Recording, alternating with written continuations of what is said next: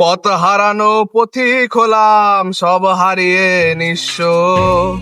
কাকার বন্ধু আরে মামা, কি অবস্থা বল? এই তো আমি তো আছি, তুই এভাবে চুদলিং পং এর মতো ছেড় হয়ে বসে আছিস কেন?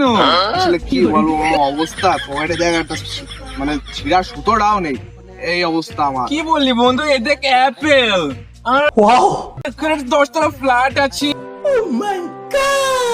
আমার কাছে মার্সিডিজ গাড়ি আছে, তুই আমার বন্ধু এমন ছেড় হয়ে গরিবের মতন বসে আছিস। চল বন্ধু, তোর একটা চাকরি দিয়ে দিই। ঠিক আছে মামা, বল, আমি এখনই যাবো। বন্ধু, আমার ফ্ল্যাটে 2 তলা যে তেল মাখিয়ে শুয়ে থাকো, আমি তোমার জন্য একটা মাস্ট কাস্টমার নিয়ে চলে আসছি। চলো বন্ধু। তুই কি আধারটা ছেলে? তুই কি ছেলে হওয়ার কোনো যোগ্যতা রাখিস? তুই সব কাজ করে আমি না হাঁটতে পারে মরে যাবো, তাও তোর এসব কাজে যাবো না। আজ আমার বন্ধু আমার সাথে এমন করতে পারলো।